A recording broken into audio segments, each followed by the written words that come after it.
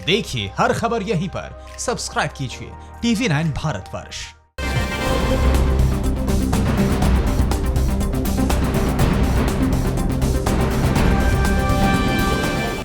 दिल्ली में कोरोना संक्रमित मरीजों की संख्या 90,000 के पार पहुंच गई है। दिल्ली में कहां पर पुलिसकर्मी का शव मिला, एक पत्नी ने बेलन से अपने पति को मौत के घाट उतार दिया। आपको दिखाते हैं न्यूज टॉप 9 दिल्ली NCR की बड़ी खबरें।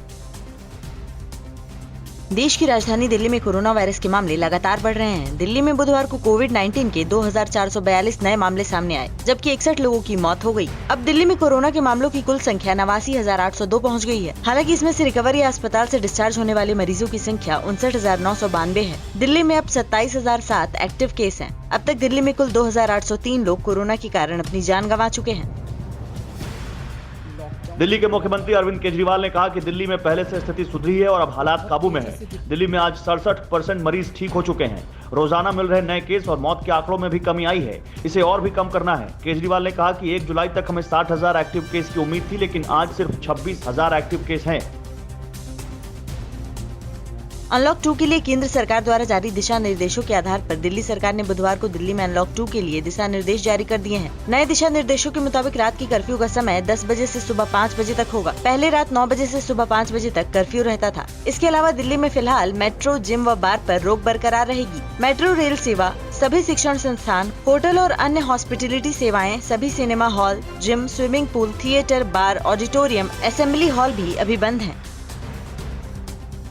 अनलॉक 2 के पहले ही दिन गाजियाबाद पुलिस ने कोरोना से बचाव के लिए अनोखी पहल शुरू की है। सभी थानों पर तैनात रिजर्व फोर्स को कोरोना फ्लाइंग स्क्वाड के रूप में इस्तेमाल करने का फैसला किया गया है। ये टीमें वाहनों पर फ्लाइंग स्क्वाड का स्टिकर लगाकर अपने अपने थाना क्षेत्रों में गश्त करेंगी। यही नहीं, कोविड-19 को लेकर जारी किए गए दिशा निर्देशों के आधार पर अगर कोई नियमों का पालन करते हुए नहीं पाया जाता तो उनके खिलाफ कानूनी कार्रवाई और कोविड अधिनियम के तहत कार्रवाई की जाएगी।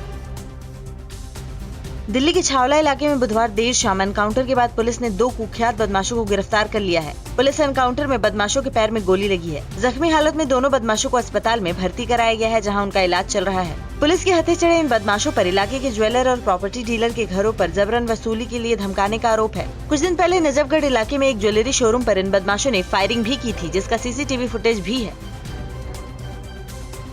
नोएडा में समाजवादी पार्टी के कार्यकर्ताओं ने पूर्व मुख्यमंत्री अखिलेश यादव के जन्मदिवस पर ब्लड डोनेशन कार्यक्रम का आयोजन किया। इस मौके पर सैकड़ों की संख्या में समाजवादी पार्टी के कार्यकर्ताओं ने ब्लड डोनेट किया और कोरोना वायरस से जंग लड़ रहे लोगों के लिए दुआ मांगी। नोएडा के सेक्टर 20 कोतवाली पुलिस ने ई रिक्शा चालक हत्याकांड का पर्दाफाश किया है। कत्ल के मामले में पुलिस ने ई रिक्शा चालक की पत्नी को गिरफ्तार किया है। आरोप है कि घटना वाले दिन नशे में घर पहुंचे पति से पहले पत्नी का झगड़ा हुआ। पति के बेहोश होने पर पत्नी ने ही बेलन से गला दबाकर उसकी हत्या कर शव को घर के बाहर फेंक दिया था। फिलहाल आरोपी पत्नी ने अपना जुर्म कबूल कर लिया है। दिल्ली के नरेला इलाके में एक प्रॉपर्टी डीलर के घर के बाहर फायरिंग कर 1 करोड़ रुपए की रंगदारी मांगने वाले अक्षय उर्फ पाल्दा गैंग के शार्प शूटर को दिल्ली पुलिस ने गिरफ्तार कर लिया है। इस शूटर का नाम रवि है। गोली चलाकर रंगदारी मांगने की यह वारदात 23 जून की है। वारदात CCTV कैमरे में भी कैद हुई थी। आपको बता दें, अक्षय उर्फ पाल्दा फिलहाल हरियाणा की जेल में बंद है और सूत्रों की माने तो वो वहीं से अपना गैंग चला रहा है। दिल्ली के कैंट इलाके में दिल्ली पुलिस के एक सिपाही ने फांसी लगाकर खुदकुशी कर ली। बुधवार देर रात कैंट के पालम स्टेशन की ओर जाने वाले रेलवे ट्रैक के पास उसका शव पेड़ से लटकता मिला। सूचना पाकर मौके पर पहुंची पुलिस ने शव को कब्जे में ले लिया है और पोस्टमार्टम के लिए दीनदयाल उपाध्याय अस्पताल भेज दिया गया है। पुलिस ने मामला दर्ज कर जाँच शुरू कर दी है।